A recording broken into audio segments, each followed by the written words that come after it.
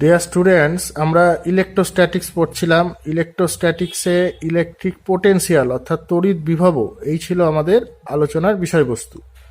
তো আগের ভিডিওতে তোমরা ইলেকট্রিক পোটেনশিয়াল সম্বন্ধে বেশ কিছু জেনেছিলে। ইলেকট্রিক পোটেনশিয়াল কাকে বলে, ইলেকট্রিক পোটেনশিয়াল কিভাবে বার করতে হয়, ইলেকট্রিক পোটেনশিয়ালের সঙ্গে ইলেকট্রিক ফিল্ড ইন্টেন্সিটি অর্থাৎ তড়িৎ বিভবের সঙ্গে তড়িৎ ক্ষেত্র প্রাবল্যের কিরূপ সম্পর্ক, দুটো বিন্দুর মধ্যে ইলেকট্রিক পোটেনশিয়াল ডিফারেন্স অর্থাৎ বিভব পার্থক্য, সেটা যে তাদের পথের উপর নির্ভর করে না অর্থাৎ পাথ ইন্ডিপেন্ডেন্ট ভেরিয়েবল, সেটাও তোমরা জেনেছিলে। আজকে তড়িৎ বিভব সংক্রান্ত আরও কিছু আলোচনা আমরা করব এই ভিডিওতে। তো প্রথমেই যে আলোচনাটা আমরা করব সেটা হচ্ছে কি না, তো তড়িৎ বলরেখা সমবিভব তলকে সমকোণে ছেদ করে। অর্থাৎ তড়িৎ বলরেখা মানে কি, ইলেকট্রিক লাইন্স অফ ফোর্স, সেটা কি না তো সমবিভব তলকে, সমবিভব তল মানে যে তলের প্রত্যেকটা বিন্দুতে বিভব সমান, এরকম সমবিভব তলকে তড়িৎ বলরেখা কিভাবে ছেদ করে না তো সবসময় সমকোণে ছেদ করে। এটাই আমরা প্রমাণ করব। তো তোমরা ছবিতে দেখো, এটা হচ্ছে একটা সমবিভব তল, ঠিক আছে। এখানে কিছু আধান দেয়া আছে, ধরো কিউ আধান দেয়া আছে, সেই আধানটা ডিস্ট্রিবিউটেড হয়ে রয়েছে চারিদিকে, ঠিক আছে। তলের সারফেসের ওপরে সে ডিস্ট্রিবিউটেড হয়ে রয়েছে। যেখানে সারফেসের কার্ভেচার বেশি সেখানে কিছু আধান বেশি থাকবে, তোমরা জানো সেটা। আর এটা যদি একটা পরিবাহী পৃষ্ঠ হয় তাহলে আধানগুলো এমনভাবে নিজেদেরকে ওরিয়েন্ট করবে, নিজেদেরকে এমনভাবে সজ্জিত করবে যাতে এই পৃষ্ঠের প্রত্যেকটা বিন্দুতে বিভব সমান হয়। সেরকম প্রত্যেকটা বিন্দুতে বিভব পৃষ্ঠকে আমরা বলবো কি না তো সমান মানের বিভব পৃষ্ঠকে আমরা কি বলবো না তো সমবিভব তল, অর্থাৎ বিভবটা সমান প্রত্যেকটা বিন্দুতে। তো এই সমবিভব তলের সঙ্গে যে ইলেকট্রিক লাইন্স অফ ফোর্সগুলো থাকে, তারা সবসময় কি করে না তো তলের সঙ্গে লম্বভাবে অবস্থান করবে, তলের সঙ্গে সবসময় লম্বভাবে। এই তলের এইটা হচ্ছে কি স্পর্শক, এর সঙ্গে ইলেকট্রিক লাইন্স অফ ফোর্স এই দিকে কাজ করবে। এই তলের এটা হচ্ছে স্পর্শক, এর সঙ্গে ইলেকট্রিক লাইন্স অফ ফোর্স এইভাবে কাজ করবে, ঠিক আছে। এটা আমাদের প্রমাণ করতে হবে। তো আমরা মনে করলাম যে আমাদের এই পি পয়েন্টে যে ইলেকট্রিক ফিল্ড ইন্টেন্সিটি আছে সে লম্বভাবে কাজ করছে না, সে থিটা কোণে কাজ করছে বলে ধরলাম, ঠিক আছে। অর্থাৎ ই এই ভেক্টর রাশিটা কি না তো সে এইখানে যে তলটা আছে এই তল অর্থাৎ পি বিন্দুতে যে সারফেসটা, ছোট্ট সারফেস আমরা যদি কল্পনা করতে পারি, তাহলে সেই সারফেসের সঙ্গে সে থিটা কোণ করে আছে, ঠিক আছে। বুঝতে পারলে তো? তো এই অবস্থায়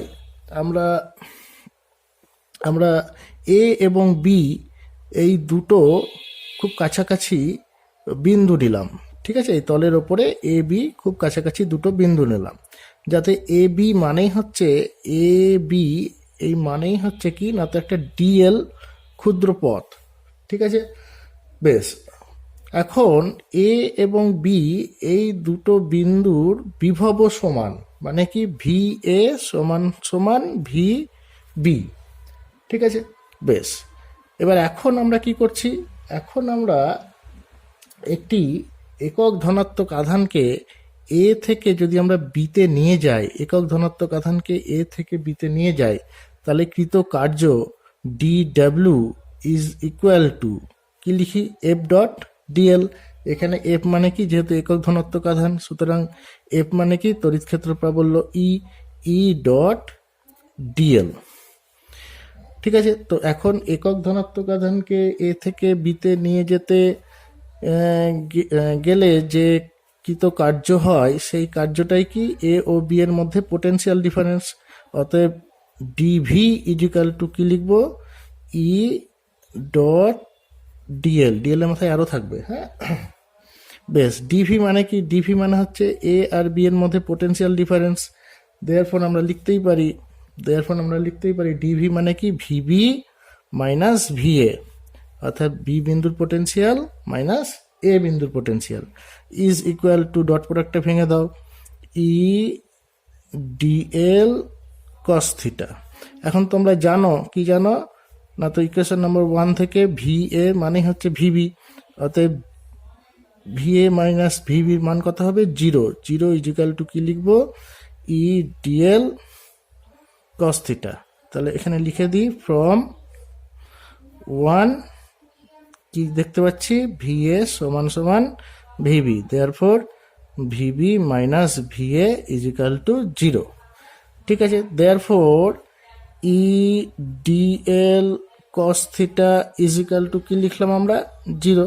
ঠিক আছে, therefore cos theta is equal to কি লিখবো না তো 0, কারণ যেহেতু E not is equal to 0, E কখনোই 0 নয়। ঠিক আছে, অ্যাজ ওয়েল অ্যাজ ডিএলও ভেক্টর সাইন না দিলেও হয়। ঠিক আছে, আমি দিলাম ডিএলও নট ইজিক্যাল টু 0।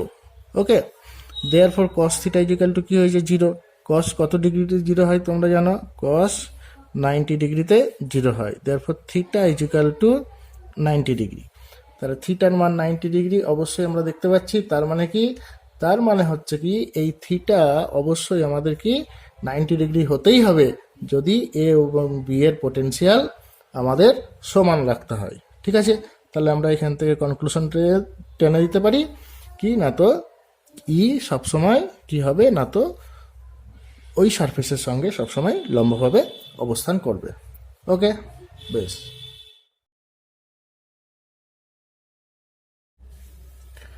নেক্সট আলোচনা potential energy of a system of charges, অর্থাৎ বন্টিত আধানের জন্য স্থিতিশক্তি। আমরা দুটো কেস এখানে করব।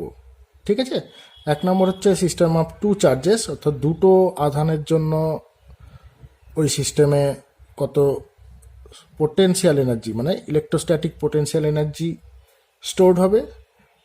আর তারপরের আলোচনায় করব কি না তো সিস্টেম অফ থ্রি চার্জেস, অর্থাৎ তিনটে আধানের জন্য যে সংস্থাটি গঠিত হবে, যে সিস্টেমটি গঠিত হবে, সেই সিস্টেমে মোট কত টোটাল পোটেনশিয়াল এনার্জি অর্থাৎ ইলেকট্রোস্ট্যাটিক পোটেনশিয়াল এনার্জি অর্থাৎ স্থির তাড়িতিক স্থিতিশক্তি সঞ্চিত হবে, সেইটা নিয়ে আমরা আলোচনা করব। তো প্রথম আলোচনা কি না তো সিস্টেম অফ টু চার্জেস, অর্থাৎ দুটো আধান নিয়ে যে সংস্থা তৈরি হচ্ছে, সেই দুটো আধান নিয়ে গঠিত সংস্থায় যে টোটাল ইলেকট্রোস্ট্যাটিক পোটেনশিয়াল এনার্জি সেইটা আমরা নির্ণয় করব। ঠিক আছে, তো আমরা এখানে একটা 3 dimensional rectangular Cartesian coordinate system draw করছি। এটা এক্স অ্যাক্সিস, এটা ওয়াই অ্যাক্সিস, এটা জেড অ্যাক্সিস। ঠিক আছে, এইখানে একটা আধান আছে এ বিন্দুতে Q1 আধান, এবং এইখানে আর একটা আধান আমি নিয়ে আসবো বি বিন্দুতে। ঠিক আছে, বেশ। তো Q1 আধানটা যখন আমরা এখানে এনেছি তখন আমরা মনে মনে ধরছি যে Q1 আধানকে অসীম দূরত্ব থেকে এই বিন্দুতে আনা হচ্ছে। ঠিক আছে, Q1 আধানকে অসীম দূরত্ব থেকে এই এ বিন্দুতে আনা হচ্ছে। তাহলে Q1 আধানকে অসীম থেকে এ বিন্দুতে আনতে কৃতকার্য লিখি। কি লিখলাম? Q1 আধানকে অসীম থেকে এ বিন্দুতে আনতে কৃতকার্য W1 is equal to 0 into Q1 is equal to 0। কারণ কি W ইজ ইকুয়াল টু আমরা কি জানি V ইন্টু কিউ। এখানে V পোটেনশিয়াল তো নেই, এখানে তো কোনো আধান নেই, তাই না? Q1 একটা সিঙ্গেল আধান, এটা একদম ফ্রি স্পেস ছিল। ওই সিঙ্গেল আধানকে অসীম দূরত্ব থেকে আমরা এ বিন্দুতে এনেছি। ঠিক আছে, কোনো ইলেকট্রিক ফিল্ড নেই, কাজে কাজে ইলেকট্রিক ফিল্ডের এগেনস্টে আর ইলেকট্রিক ফিল্ডের দ্বারা কোনো কার্য হচ্ছে না, কারণ পোটেনশিয়াল নেই। ঠিক আছে, সেই জন্য Q1 আধানকে অসীম দূরত্ব থেকে ওই ফ্রি স্পেসে আনতে আমাকে কোনো কার্য করতে হবে না। তাহলে W1 ইজিক্যাল টু V, যেহেতু V এখানে 0, পোটেনশিয়াল নেই, সেহেতু 0 ইন্টু Q1 ইকুয়াল টু 0। ঠিক আছে, বেশ। এবার Q2 আধানকে আমরা বি বিন্দুতে আনছি। তাহলে Q2 আধানকে যদি আমরা বি বিন্দুতে আনি, তার আগে আমাদের রেক্ট্যাঙ্গুলার কার্টেসিয়ান কোঅর্ডিনেট সিস্টেম এটা যদি অরিজিন হয়, তাহলে ও এ এই পজিশন ভেক্টরকে আমরা বললাম R1, আর ও বি এই বিন্দুতে আর একটা আধান আনবো আমরা Q2, যার পজিশন ভেক্টর হচ্ছে কি r2। ওকে, এ আর বি এর মধ্যে যে ভেক্টরটা কাজ করবে তার নাম দিলাম r21। ঠিক আছে, তাহলে r1 প্লাস r21 মানেই হচ্ছে r2। দেয়ারফর আমরা লিখতে পারি r21 এই ভেক্টরটি is equal two r2 minus r1। ওকে, বোঝা গেল? দেয়ারফর এই ভেক্টরটির মান কত? মান হচ্ছে r21 মানে মড অফ r21 মানে কি mod of r2 minus r1। ঠিক আছে, এবার আমরা কি করছি? এবার আমরা প্লাস Q2 আধানকে অসীম দূরত্ব থেকে বি বিন্দুতে নিয়ে আসছি। Q2 আধানকে, ঠিক আছে, বি বিন্দুতে আমরা নিয়ে আসছি। তাহলে সেটা লিখছি আমরা Q2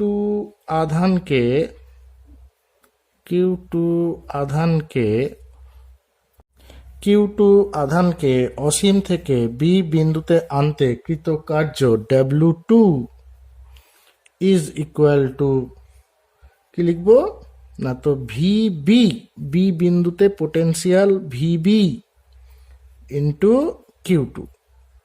স্যার আগের ক্ষেত্রে তো পোটেন্সিয়াল 0 ছিল, এখন ভিবি কেন হলো? কারণ এই ভিবিটা কেন হয়েছে, কারণ এখন Q1 আধানটা এ বিন্দুতে আছে।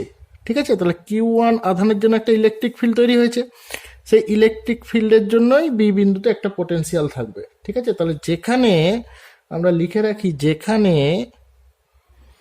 যেখানে ভিবিটা তৈরি হয়েছে কার জন্য, না তো বিন্দুতে এ বিন্দুতে কি না তো Q1 আধানের জন্য, Q1 আধানের জন্য বিভব। ঠিক আছে, ইজ ইকুয়াল টু, দেখো বি বিন্দুতে Q1 আধানের জন্য বিভব কি হবে? বিভবের ডেফিনেশন থেকে 1/4 pi epsilon not into Q1 আধানের জন্য বি বিন্দুতে বিভব ডিস্টেন্সটা কত? R21, Q1/R21 শূন্য মাধ্যমে SI পদ্ধতিতে। ঠিক আছে, তাহলে এই ভ্যালুটা বসাই এখন, ইজ ইকুয়াল টু, তাহলে ভিবির মান কত হচ্ছে? 1/4 pi epsilon not Q1/R21 into Q2। ঠিক আছে, is equal two 1/4 pi epsilon naught Q1 Q2/R21। ওকে, তাহলে আমরা আলটিমেটলি ওই দুটো আধান দ্বারা গঠিত সংস্থার জন্য মোট যে ইলেকট্রোস্ট্যাটিক পোটেনশিয়াল এনার্জি সেটা কত সেটা এবার লিখে ফেলি। দেয়ারফর Q1 ও Q2 আধান দ্বয়ের দ্বারা গঠিত সংস্থাটির তড়িৎ স্থিতিশক্তি U is equal to W1 plus W2। Q1 আধানকে আনার জন্য কৃতকার্য প্লাস Q2 আধানকে আনার জন্য কৃতকার্য is equal to 0 plus 1/4 pi epsilon naught Q1 Q2/R21। Therefore U is equal to 1/4 pi epsilon naught Q1 Q2/R21। ঠিক আছে, এটাই হচ্ছে কি না তো সিস্টেম অফ টু চার্জেসের জন্য, অর্থাৎ দুটি আধান দ্বারা গঠিত সংস্থার জন্য স্থিতিশক্তির রাশিমালা। ঠিক আছে, বেশ। নেক্সট হচ্ছে 2 নম্বর case, system of three charges, অর্থাৎ তিনটে আধান দ্বারা গঠিত সংস্থায় মোট তড়িৎ স্থিতিশক্তি কত হবে সেইটা এবার আমরা নির্ণয় করব। ঠিক আছে, তাহলে আমরা একটা rectangular Cartesian coordinate system draw করি। এবার Q1 আধানকে আমরা এখানে নিয়ে আসছি এ বিন্দুতে। Q1 আধানকে যেমন যেমন নিয়ে আসবো তেমন তেমন আমরা লেখালেখিগুলো করে নেব। তাহলে আমরা লিখছি Q1 আধানকে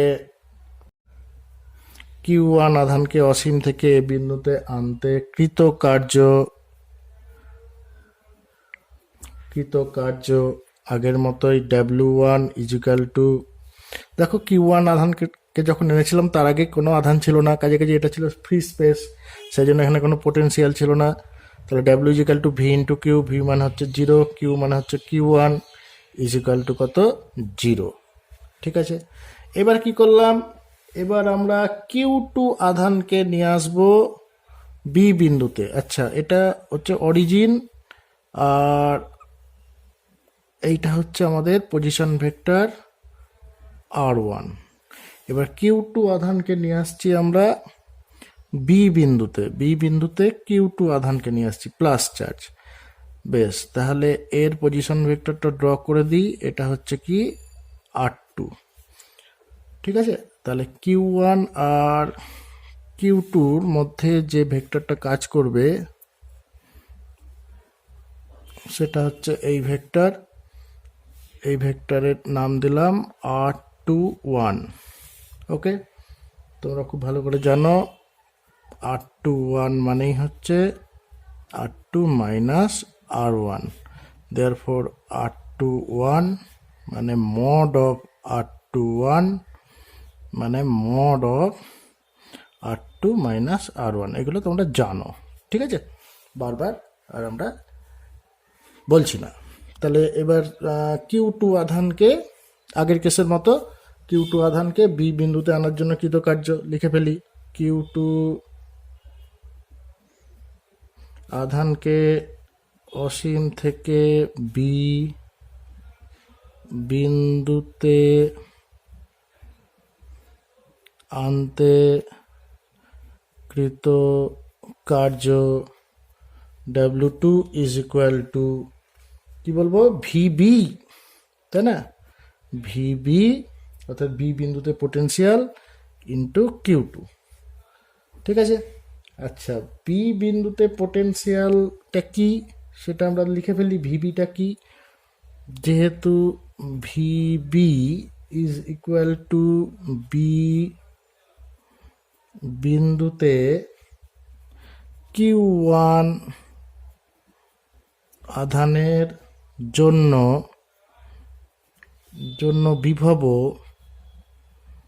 বিভব সমান 1/4πε0 ইন্টু কত না তো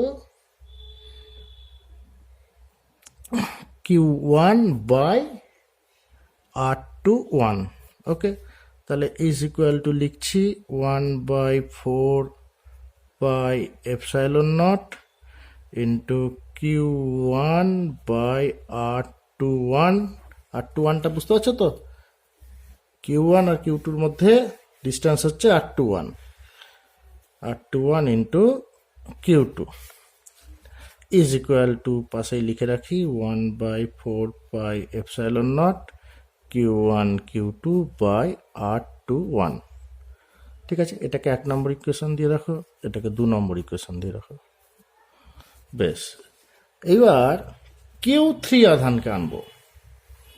Q3 আধানকে আমরা এই সি বিন্দুতে নিয়ে এলাম, ধরো এই হচ্ছে বিন্দুর সি, এখানে কি আধানকে নিয়ে এলাম আমরা Q3 আধানকে নিয়ে এলাম। তাহলে সি বিন্দুর পজিশন ভেক্টর আমরা লিখলাম R3। ঠিক আছে, এবার এই বিসি যোগ করলাম আর এই এসি যোগ করলাম। ঠিক আছে, তাহলে এই ভেক্টরটা কত হচ্ছে R31 আর এই ভেক্টরটা কত হবে R32। ঠিক আছে, সি বিন্দুতে যখন আমরা Q3 আধানকে আনছি তখন অলরেডি দুটো আধান প্রেজেন্ট রয়েছে, তাই না, এ বিন্দুতে Q1 আধান আর বি বিন্দুতে Q2 আধান। কাজে কিছু দুটো আধানের জন্যই নিজস্ব ফিল্ড তৈরি হয়েছে। ঠিক আছে, কাজে দুটো আধানের জন্যই সেই ফিল্ডের যে পোটেনশিয়াল সেটা সি বিন্দুতে অলরেডি আছে। বুঝতে পারলে তো, তার মানে সি বিন্দুতে যে পোটেনশিয়ালটা হয়ে রয়েছে সেটা Q1 আধানের জন্য একটা পোটেনশিয়াল পাওয়া গেছে, আর কি না তো Q2 আধানের জন্য একটা পোটেনশিয়াল পাওয়া গেছে। অর্থাৎ সি বিন্দুর পোটেনশিয়াল এখন দুটো আধানের উপস্থিতির জন্যই তৈরি হয়েছে। ঠিক আছে, তাহলে সেই মতো আমাদের ক্যালকুলেশন করতে হবে। তাহলে আমরা লিখি যে কিউ থ্রি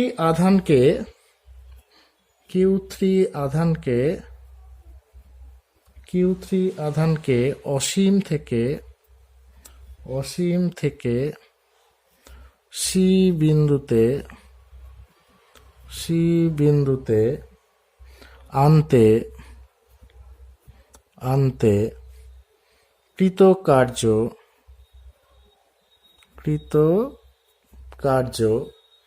ঠিক আছে, W3 is equal to VC into Q3 is equal to, এবার এই ভিসিটা কি আমাদের একটু জানতে হবে, তাই না? তাহলে আমরা এখানে লিখি যে ভিসি সমান কি না, তো সি বিন্দুতে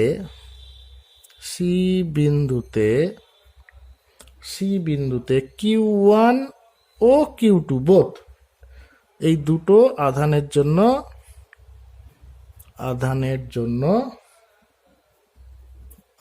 জন্য বিভব সমান কত হবে? 1/4πε0। আচ্ছা, Q1 আধানের জন্য সি বিন্দুতে বিভব কত? Q1 আধানের জন্য সি বিন্দুতে বিভব হচ্ছে Q1 বাই এই ডিস্টেন্সটা কত? R31। তাহলে 1/4πε0 into Q1 by R31 plus Q2 আধানের জন্য সি বিন্দুতে বিভব কত? Q2 আধান থেকে সি বিন্দু দূরত্ব হচ্ছে R32, তাহলে Q2 বাই R32, তাহলে কি হচ্ছে? শূন্য মাধ্যমে এসআই পদ্ধতিতে 1/4πε0 Q2 বাই R32। ঠিক আছে, বুঝতে পারলে তো? বেশ, তাহলে আমরা ভিসি এর মানটা এবার লিখে ফেলি। ভিসি মানে হচ্ছে 1/4πε0 Q1 by R31 plus 1/4πε0 Q2 by R32 into Q3। ঠিক আছে, ইজ ইকুয়াল টু, কমন যেগুলো আছে সেগুলো বাইরে বার করে দাও। 1/4πε0 কমন আছে দেখছি, বাইরে বার করে দিলাম। তাহলে আমরা পাচ্ছি কত? Q1 Q3 by R31 plus Q2 Q3 by R32। ঠিক আছে, তাহলে এটাকে ইকুয়েশন নম্বর আমরা 3 দিলাম। তাহলে আমরা কি বলতে পারি? অতএব Q1, Q2 ও Q3 দ্বারা গঠিত সংস্থাটির মোট তড়িৎ স্থিতিশক্তি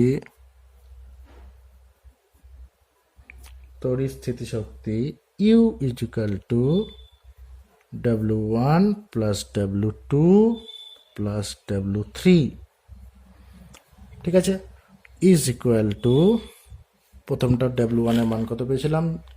দেখো 0 প্লাস W2 এর মান কত পেয়েছিলাম?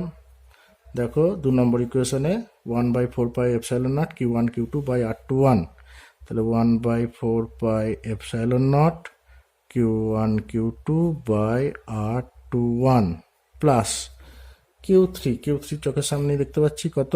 1/4πε0 Q1 Q3 by R31 plus Q2 Q3 by R32।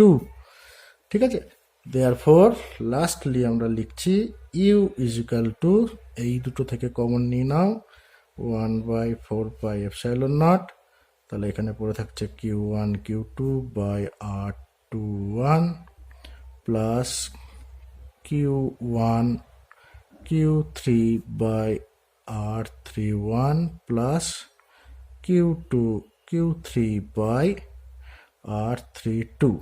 ঠিক আছে, এটাই হচ্ছে আমাদের সিস্টেম অফ থ্রি চার্জেসের জন্য, অর্থাৎ তিনটি আধান দ্বারা গঠিত সিস্টেমের জন্য মোট তড়িৎ স্থিতিশক্তি, ওই সিস্টেমে মোট কত তড়িৎ স্থিতিশক্তি সঞ্চিত থাকে তার ফাইনাল এক্সপ্রেশন। ওকে, বেশ। আমাদের নেক্সট আলোচনা তড়িৎ ক্ষেত্রে একটি আহিত বস্তুর গতিশক্তি। ঠিক আছে, একটা যদি আহিত বস্তু কোনো তড়িৎ ক্ষেত্রে উপস্থিত হয় তাহলে সে কি হয় না, তো তড়িৎ ক্ষেত্র বরাবর সে অগ্রসর হয়, তড়িৎ ক্ষেত্র বরাবর সে মুভ করতে শুরু করে, তার ফলে তার একটা গতিশক্তি তার মধ্যে সঞ্চিত হয়। সেই গতিশক্তির রাশিমালা আমরা নির্ণয় করব এবং তার করেসপন্ডিং আমরা তার বেগও আমরা নির্ণয় করব। ঠিক আছে, তো এখন ধরো এখানে একটা ইলেকট্রিক ফিল্ড রয়েছে, ধরো এটা নেগেটিভলি চার্জড পোল, এটা পজিটিভলি চার্জড পোল। ঠিক আছে, এর মধ্যে পোটেনশিয়াল ডিফারেন্স হচ্ছে ভি। তাহলে তড়িৎ বলরেখা কোন দিক থেকে কোন দিকে যায়, প্লাস থেকে মাইনাসের দিকে যায়, তাহলে তড়িৎ ক্ষেত্রটা এই দিকে কাজ করছে। তো এখন যদি এই প্লাস পোলের কাছে একটা প্লাস কিউ চার্জ উপস্থিত হয়, প্লাস কিউ চার্জ যদি এখানে একটা এসে উপস্থিত হয়, ঠিক আছে, যার প্রাথমিক বেগ v1 = 0 ধরো, তাহলে তার মধ্যে কি হবে না, তো তার মধ্যে একটা ইলেকট্রোস্ট্যাটিক পোটেনশিয়াল এনার্জি তৈরি হবে।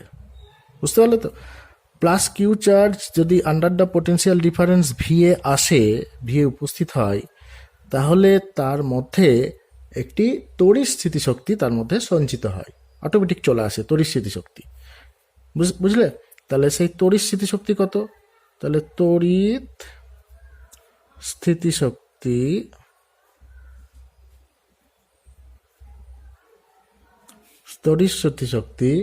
ইজ ইকুয়াল টু কি হবে না, তো কিউ ভি, আধানের পরিমাণ হচ্ছে কিউ, আর আন্ডার দ্য পোটেনশিয়াল ডিফারেন্স কত, কত পোটেনশিয়াল ডিফারেন্সের অধীনে আসছে, সে ভি পোটেনশিয়াল ডিফারেন্সের অধীনে আসছে। কাজে কাজে এর মধ্যে যে পরিমাণ তড়িৎ স্থিতিশক্তি সঞ্চিত হবে সেটা কি না, তো কিউ ভি। ঠিক আছে, এবার এই তড়িৎ স্থিতিশক্তিটা খরচ করে সে কি করবে, এই দিকে অগ্রসর হবে, কারণ কি মাইনাস একে টানছে বা প্লাস একে বিকর্ষণ করছে, ফলে কি হবে, সে এই দিকে আস্তে আস্তে অগ্রসর হবে। যত সে মাইনাসের দিকে যাবে তত তার বেগ বৃদ্ধি পাবে, কারণ প্রাথমিক বেগ 0, যত সে এদিকে যাবে তত তার বেগ বৃদ্ধি পাবে, কারণ কি এদিকে একটা বল কাজ করবে। বুঝতে পারলে তো, এখানে ইলেকট্রিক ফিল্ড ই আছে আর এখানে আধান হচ্ছে কিউ, তাহলে এই আধানটার উপর কি পরিমাণ বল কাজ করবে, যদি বলের কথা বলতে হয় তাহলে এই বিন্দুতে তার উপর কি পরিমাণ বল কাজ করবে, F is equal to Q E, এই পরিমাণ বল তার উপর কাজ করবে। ঠিক আছে, তাহলে বলের অধীনে যদি থাকে তাহলে সে কি হয় আমরা জানি, বলের অধীনে থাকলে তার মধ্যে একটা ত্বরণ তৈরি হয়, অর্থাৎ তার বেগ আস্তে আস্তে বৃদ্ধি পাবে। বুঝতে পারলে তো, অর্থাৎ কোনো তড়িৎ ক্ষেত্রে একটি আহিত বস্তু যখন একটি বিন্দু থেকে অপর বিন্দুতে যায় তখন এটি কিছু পরিমাণ তড়িৎ স্থিতিশক্তি হারায়। ঠিক আছে, এই যে তড়িৎ স্থিতিশক্তি পেয়েছিলে তোমরা কিউভি, এই কিউভি তড়িৎ স্থিতিশক্তিটা কি হবে না, আস্তে আস্তে সেটা লস করবে। বুঝতে পারলে তো, সে কি করবে না, তো তড়িৎ স্থিতিশক্তি হারাবে এবং তার পরিবর্তে কি হবে না, তো সমপরিমাণ সে গতিশক্তি লাভ করবে। বুঝতে পারলে, এই তড়িৎ স্থিতিশক্তি কিউভি আস্তে আস্তে খরচ হবে এবং তার সমপরিমাণ সে গতিশক্তি সে আস্তে আস্তে লাভ করবে। যখন এই পুরো তড়িৎ স্থিতিশক্তি খরচ হয়ে যাবে তখন এখানে শুধু তার কি হবে না, তো গতিশক্তিটাই সম্পূর্ণ শক্তিরূপে গতিশক্তিটাই থাকবে। বুঝতে পারলে, এখানে তার অন্তিম বেগ v2 = ভি, তাহলে এখানে গতিশক্তি কত, যখন এই আধানটা এই পোল থেকে এই পোলে এসে আঘাত করছে, ঠিক আছে, সেই মুহূর্তে তার গতিশক্তি কত, তো লিখে ফেলি গতিশক্তি = 12 mv², যদি এর ভর m হয়। ঠিক আছে, তাহলে এইখানকার সমস্ত স্থিতিশক্তি এইখানে গতিশক্তিতে রূপান্তরিত হলো কত, না তো হাফ এম ভি স্কোয়ার। অতএব আমরা কি বলতে পারি, half M V square is equal to Q V, therefore V square is equal to 2 Q V by M, therefore V is equal to root over of 2 Q V by M. ঠিক আছে, এটা একটা অত্যন্ত প্রয়োজনীয় equation. ঠিক আছে, বেশ, যদি এমন হতো, ধরো যদি এমন হতো এখানে যে পোটেনশিয়াল ডিফারেন্সের আন্ডারে আছে, এই বিন্দু থেকে এই বিন্দুতে একটা আধান যাচ্ছে, পোটেনশিয়াল ডিফারেন্স ভি, হ্যাঁ, আর এখানে তার বেগ হচ্ছে ভি1, এখানে তার বেগ হচ্ছে ভি2, তাহলে এখানে তার গতিশক্তি কত, হাফ এম ভি1 স্কোয়ার, এইখানে তার গতিশক্তি কত, হাফ এম ভি2 স্কোয়ার। আধানটা কোন দিক থেকে কোন দিকে গেছে, ই তড়িৎ ক্ষেত্র এদিকে কাজ করেছে, এখানে প্লাস কিউ আধান দেখেছো তুমি, তাহলে আধানটা এদিক থেকে এদিকে গেছে, তাহলে এই ভি1 বেড়ে কি হয়েছে, ভি2 হয়েছে, তাহলে গতিশক্তি কতটা বৃদ্ধি পেল, গতিশক্তি বৃদ্ধি পাবে half M V two square minus half M V one square. এই গতিশক্তিটা যে পরিমাণ বৃদ্ধি পেল, সেই বর্ধিত গতিশক্তি কোথা থেকে এলো, যখন সে এ বিন্দুতে ছিল তখন তার পোটেনশিয়াল এনার্জি ছিল কিউ ইন্টু ভি। ঠিক আছে, এই পরিমাণ তার পোটেনশিয়াল এনার্জি ছিল, বুঝতে পারলে তো, এই পরিমাণ তার কি ছিল, ইপি ছিল। আর এখন কি ইকে কত হয়েছে, না তো half M V two square minus half M V one square, গতিশক্তি বেড়েছে, বুঝতে পেরেছো তো। এখান থেকে এই পর্যন্ত আসার ফলে তার বেগ ভি1 থেকে ভি2 হয়েছে, ফলে গতিশক্তি হাফ এম ভি1 স্কোয়ার থেকে হয়েছে কত, হাফ এম ভি2 স্কোয়ার, তাহলে গতিশক্তি ইনক্রিজ করেছে কত, বেড়েছে কত, half M V two square minus half M V one square. এই যে গতিশক্তি বাড়লো, এই গতিশক্তিটাই কোথা থেকে পেল, এই বর্ধিত গতিশক্তি কি খরচ করে হয়েছে, না তো এই পোটেনশিয়াল এনার্জি খরচ করে হয়েছে, অর্থাৎ কিউ ভি খরচ করে হয়েছে। ঠিক আছে, দেয়ারফর আমরা ফাইনালি লিখতে পারি হাফ এম যদি কমন নাও, তাহলে V two square minus V one square is equal to Q V. বোঝা গেল? তাহলে এই হচ্ছে আমাদের তড়িৎ ক্ষেত্রে একটা আহিত বস্তুর গতিশক্তি সংক্রান্ত আলোচনা। ওকে, বেশ।